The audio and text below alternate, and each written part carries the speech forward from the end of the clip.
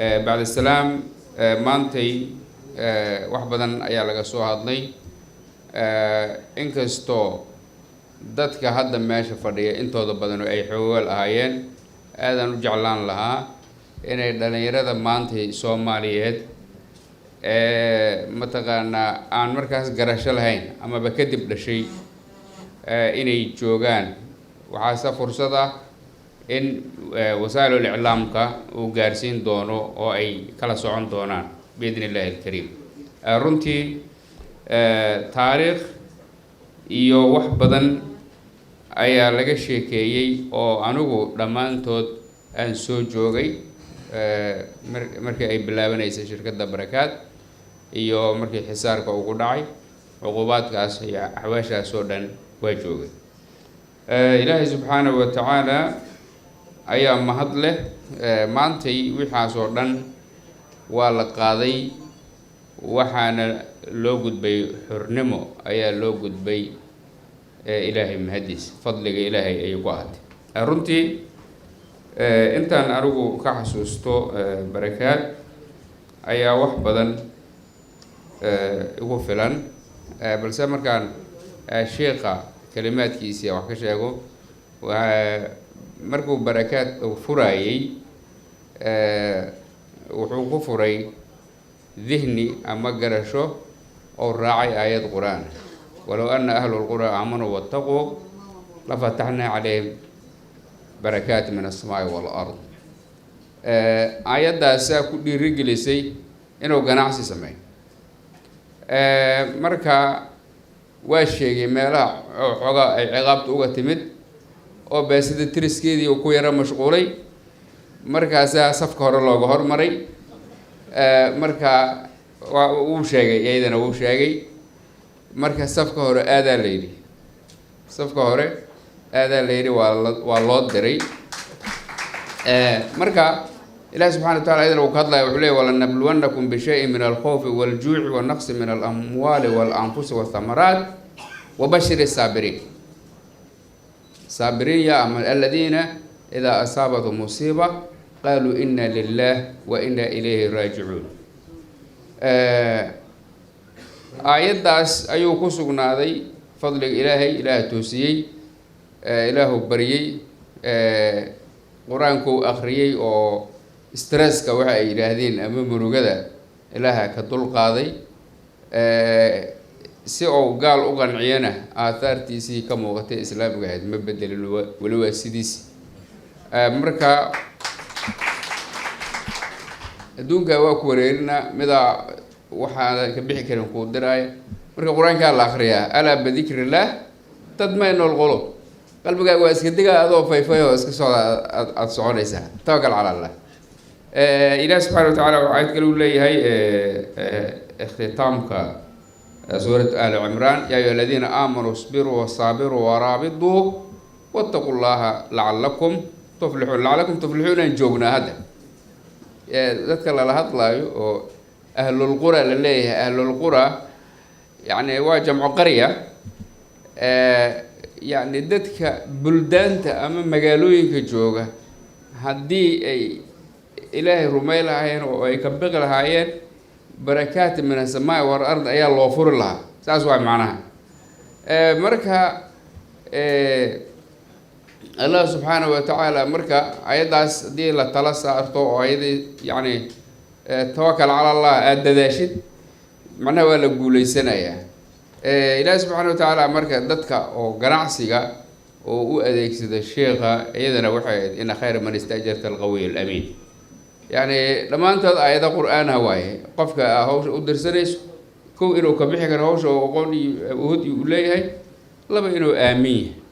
لا سي أي متقنا يعني أي تلمانتا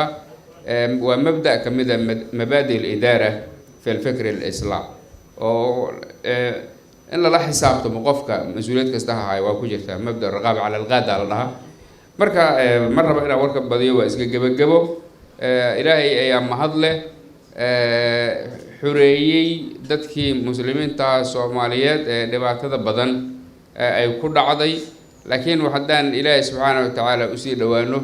وحي أن صومرني oo kala duwanaayo oo hadda marxaladda la maraho ay qarax tahay يعني وحياة كلا دونا لو سوى امتحان هذا امتحان إلهي أقاضله إلهي أدوانه إلهي سبحانه وتعالى أسجع نجا قاضي وهو بنت قرآن كيساس أيو كل شيء يعني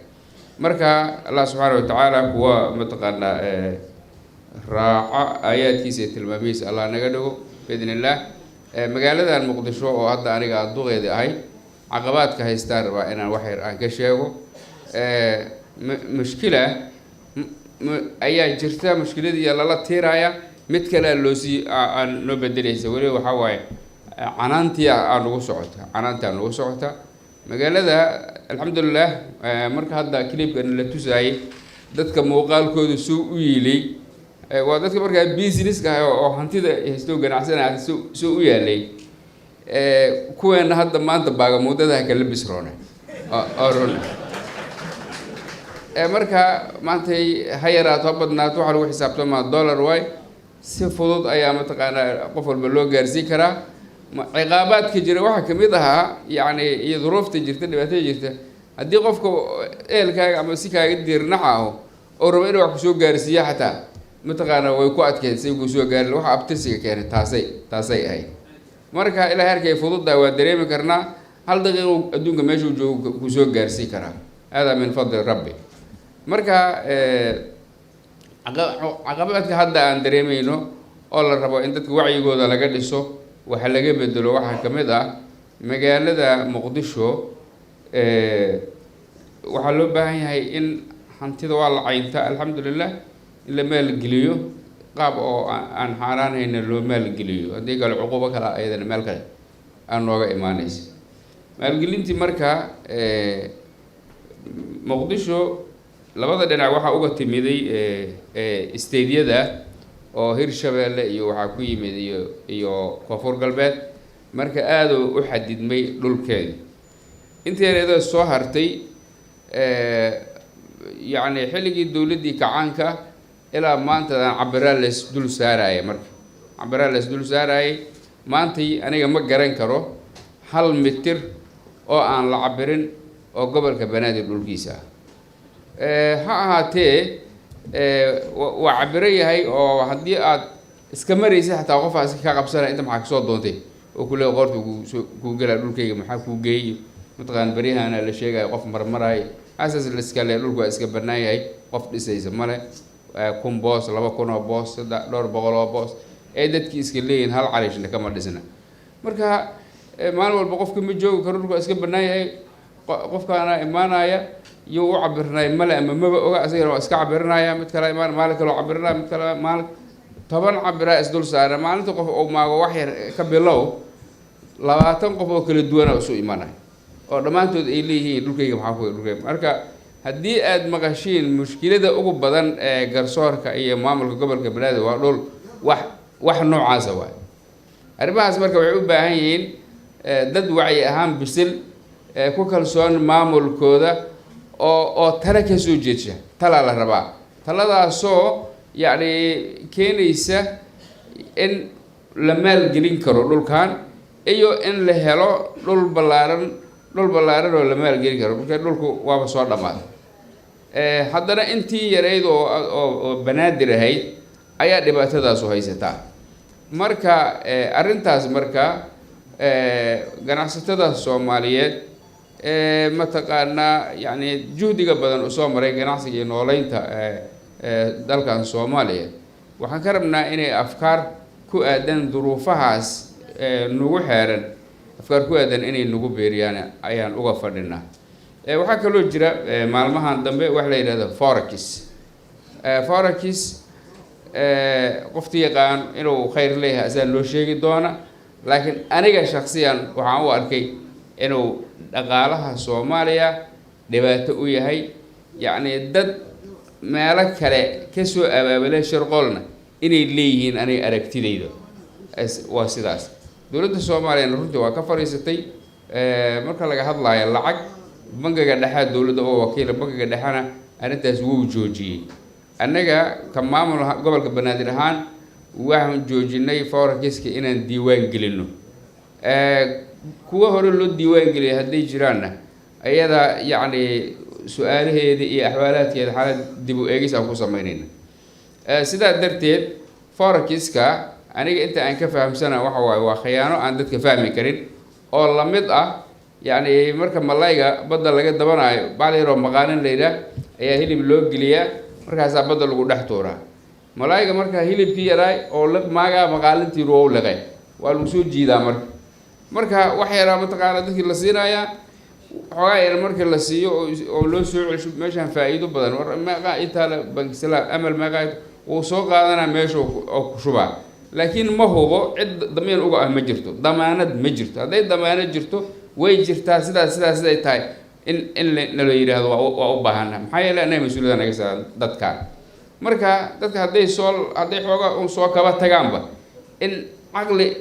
halis ah inta loo alifo haddana dhulka lala gooyo sida barakaada dhulka loola gooyo waxawaaye aan iska aamusana dadka ka qaylamaayo waa aamusan yihiin hadda mushkilada kaloo jirta marka qof iga caqli yar ama iga aqoon yar dadka kuma jirto duruufahaasna waa jiraan waxaan rabaa ayadana ganacsatada soomaaliyeed ee xilkaska ah ee xalaasha iyo xaaraanta u kala saaran tahay inay fikir dhab ah oo aan go-aano aan ku dhiirino ay kasoo baxaan inay nagu beeriyaan haddii marka aan la helin mas-uuliyad dowladeed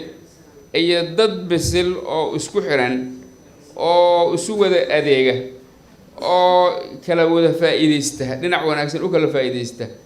waxyaabaha yacni negative-ka ah ama salbiga ah ee aan faa'iidaha noolahayna yacni si isku mid ah u wada diida haddii aan la helin waxa waaye ummad is-eedaysa oo iyaga is-cadaaweysa ayaa soo baxaya taasina dib ay noo dhigaysaa horumarkeena ma saacidayso sidaa darteed walaalayaal anigoo idinku dheereeyey anigoo jeclaa inaan waxyaaba badan ka hadlo laakiin waktiga oo aada noogu dhacay darteed iyo wax badan dhihi lahay oo la dhahayba